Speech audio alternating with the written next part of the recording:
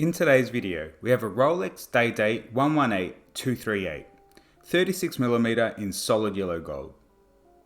This piece stood as a long-term grail of mine until 2 years ago when I was lucky enough to tick it off my list. When I say long-term grail, I mean long-term grail. Adding this particular piece to my collection was close to 15 years in the making. Why was it my grail for so long? Stick around and let's find out.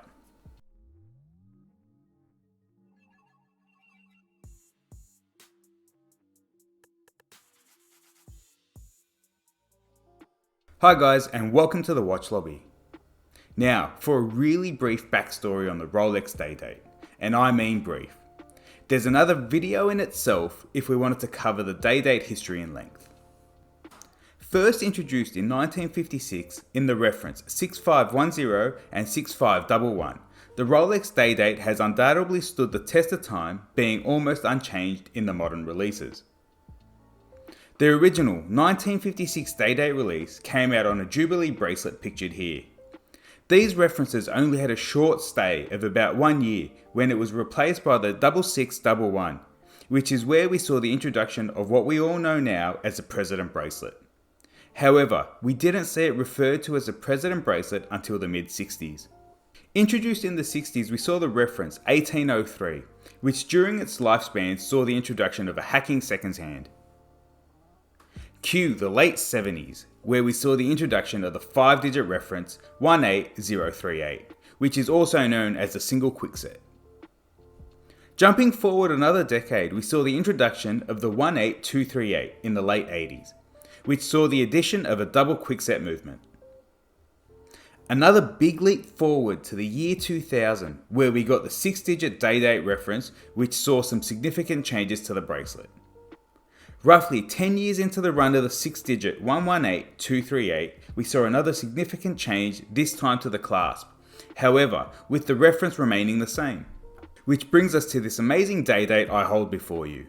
A 2011 118238 in solid yellow gold on the President Bracelet with fluted bezel.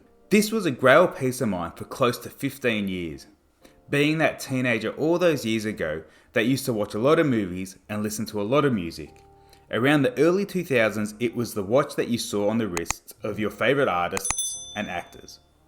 Back then, not knowing a whole lot about watches, but knowing enough to say to myself, that watch is awesome, I want one. As my passion for watches grew from that point, like most people starting off their collections with more modestly priced pieces, I started understanding what was on the wrist of my favourite stars all those years ago. Fast forward about 10 years from that point to 2017, to when I made the purchase for myself. Knowing it was something I was after for so long and never deviating from that regardless of all the watch hype that formed in that time. The feeling of being able to put my very own Day-Date on my wrist for the first time is something I'll never forget. Now, that's enough of that. Let's talk about what we all came here for, the Rolex Day-Date 118238 in solid 18 karat yellow gold. Like I mentioned earlier, I purchased this new old stock 2011 piece in 2017. I knew the classic Day-Date in 36 was for me. Let's take a closer look at the true measurements of this Day-Date. Measured diagonally, it came in roughly at 37mm, 38.5 horizontally to include the crown. A lug to lug of 42.5mm. However, when measuring from furthest extremity, you'll need to measure from the two solid end links, which protrude past the case, which then gives a lug to lug of 46.6mm. We get a thickness of 12.5mm with a lug width of 20mm. And sized up for my 7-inch wrist, this piece weighs in at 171 grams. The case itself is finished in high polish. The easiest way to spot a 6-digit reference at a glance versus a 5-digit reference is the polished lug hoods. As you can see, the 5-digit reference had brushed lug hoods. If we have a look at the side profile of the case, we see a screw down twin lock crown at 3 o'clock. No crown guards, but it doesn't need it as the crown itself is fairly small. Resting atop of the case, we see a yellow gold fluted bezel. In my mind, there isn't anyone in the watch game that do fluted bezels better than Rolex. Moving down from the bezel, we see an engraved rehort. which as most of you know have the inscriptions of the word Rolex the entire way around and the serial number at 6 o'clock. Taking a step in from the rehaul is where we see that gloss white dial surrounded by a black railroad track with Roman numerals at each hour mark. In from the railroad track is where we see the rectangle yellow gold indices, in this configuration filled with some lume. To me, this is one of the dumbest things Rolex could have done to this watch. To be fair, lume doesn't light up bright anyway, so even while having lume, it's useless and pointless. To add to this, the lume that was used was the green lume, prior to Rolex utilising their Chromolite blue lume roughly around the time of production of this day-date. Nonetheless, let's move on. At 12 o'clock we see the day of the week spelt out with a gold Rolex coronet under that, and in black text the words Rolex, Oyster Perpetual, Day-Date, and then at 6 o'clock the word Superlative Chronometer officially certified, with the date at 3 o'clock sitting under the ever so famous Rolex Date magnifier. The handset used on this piece is a simple yellow gold handset we see on all modern day dates. The hour and minute hands in this instance receiving a small amount of lume. Overall, a well done dial. It probably would have received bonus points if it weren't for that lume. Flipping the piece over, we get the standard plain Rolex caseback. It's what's inside the caseback that sets the Day-Date apart from other Rolexes. The caliber 3155.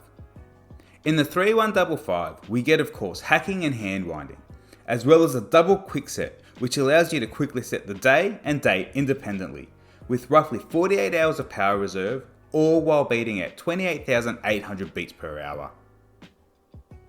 Like all modern Rolexes, well built and robust. As we move on from the bracelet onto what is arguably the most iconic bracelet in Rolex's arsenal. Dubbed the President Bracelet after being called the President's Watch during a marketing campaign in the 1960s, the President Bracelet has to be seen in person to be appreciated. In modern releases of the Day-Date, the President Bracelet was completely solid, starting from the end links down through to the three-piece bracelet. The polished center links are flanked on either side by brushed outer links, with the side profile of the bracelet also being polished, which conforms brilliantly to the polished side of the case. Each link itself is right around 6mm, which allows the bracelet to fall and curve around any wrist brilliantly. We see a 4mm from the end links down to 16mm at the hidden clasp. The clasp itself is an articulated lever system using the Rolex coronet as a latch. As we take a closer look into the articulation of the latch, when closed, we get a clear, distinct, crisp snap indicating the clasp has indeed locked itself shut.